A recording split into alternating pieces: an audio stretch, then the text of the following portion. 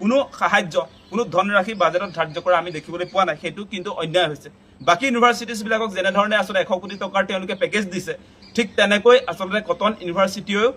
এই আপোনাৰ বাজেটত কিছু টকা ইনফ্ৰাষ্ট্ৰাকচাৰ ডেভেলপমেণ্ট ৰিক্ৰুইটমেণ্ট প্ৰয়োজনীয় ষ্টাফ আৰু আপোনাৰ বিভিন্ন বিল্ডিঙৰ কাৰণে দৰকাৰ আছিল কিন্তু সেইটো বাদ পৰিছে এই বাজেটখন আমি পঢ়িলোঁ আৰু বাজেটখন মোটামুটি জয়ন্ত মল্ল বৰুৱাৰ নিচিনাই হৈছে যে কথা বেছি কিন্তু কামটো কম মানে আপোনাৰ ঘোষণা ঢেৰ বাজেটত দেখিছোঁ কিন্তু বাজেটত ধন ধাৰ্য কৰা আমি দেখিবলৈ পোৱা নাই বাজেট বুলি ক'লে আপোনালোকে এটা কথা নিশ্চয় জানে যে অহা এটা বছৰত আসলে কিমান আয় হ'ব কিমান ব্যয় হ'ব সেই গোটেইখিনিক লৈ বাজেটখন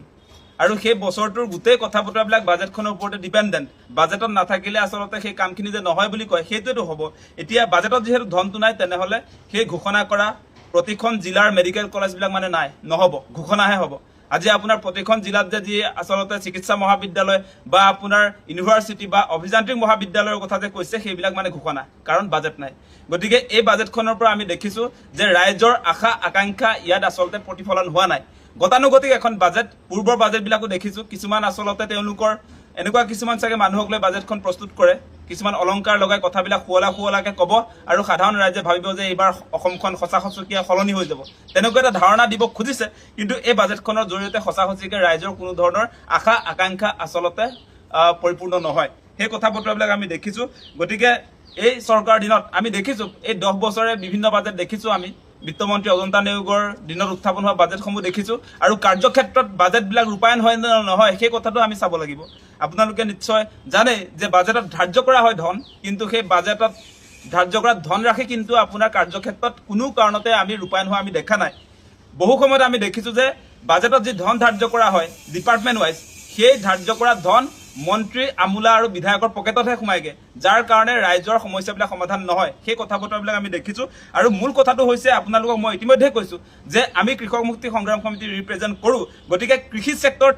যি ধৰণে তেওঁলোকে গুৰুত্ব আৰোপ কৰিব লাগিছিলে সেই ধৰণৰ গুৰুত্ব একেবাৰে আমি দেখা নাই কৃষি ক্ষেত্ৰত যিটো তেওঁলোকৰ আবণ্টন কৰা আপোনাৰ ধনৰাশি 2024 বৰ্ষত সেইটো 1789 কোটি টকা 1789 কোটি টকা যে কৃষি চেক্টৰ গোটেই অসমৰ কিন্তু গোটেই আধাৰটোৱে মানে ইকনমিৰ আধাৰটোৱে কিন্তু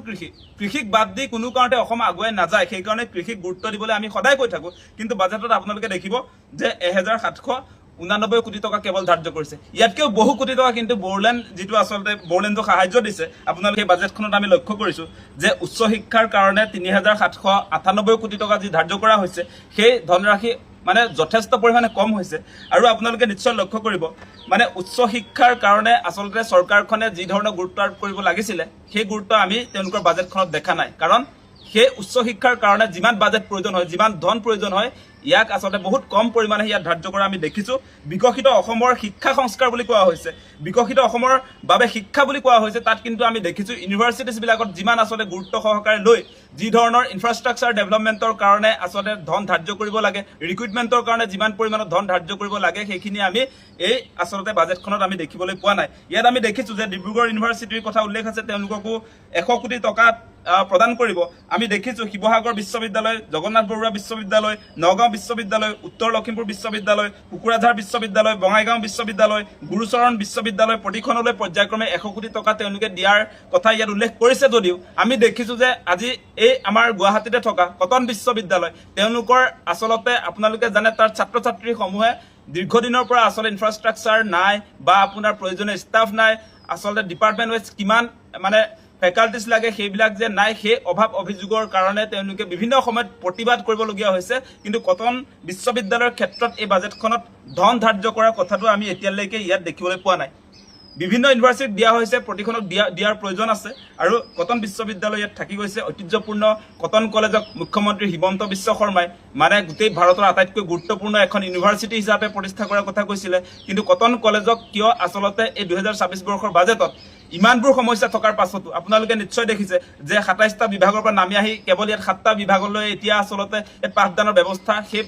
পৰ্যায়লৈ অৱনমিত ঘটিছে সেই কথা বতৰাবিলাক আজি কটন কলেজৰ আমাৰ নিজৰ কলেজ সেই কলেজখনৰ যেতিয়া ইউনিভাৰ্চিটি হ'ল ইউনিভাৰ্চিটি হোৱাৰ পাছত কেনেকৈ আচলতে ধ্বংসৰ গ্ৰাহলৈ আচলতে কটন কলেজখন ইউনিভাৰ্চিটি হোৱাৰ পাছত আপোনাৰ গতি কৰিছে, আপোনালোকে নিশ্চয় লক্ষ্য কৰিছে। আৰু এইবাৰ বাজেটতো কিন্তু কটন কলেজৰ ইনফ্ৰাষ্ট্ৰাকচাৰ ডেভেলপমেণ্ট বা আপোনাৰ প্ৰয়োজনীয় ষ্টাফ বা আপোনাৰ যিবিলাক বিল্ডিং তাত আচলতে প্ৰয়োজন আছিলে সেইবিলাকৰ কোনো ধৰণৰ ব্যৱস্থাৰ কাৰণে কোনো সাহায্য, কোনো ধনৰাশি বাজেটত ধাৰ্য কৰা আমি দেখিবলৈ পোৱা নাই। সেইটো কিন্তু অন্যায় হৈছে। বাকী ইউনিভাৰ্চিটিছবিলাকক যেনেধৰণে আচলতে 100 কোটি টকাৰ তেওঁলোকে পেকেজ দিছে, ঠিক তেনেকৈ আচলতে কটন ইউনিভাৰ্চিটিয়েও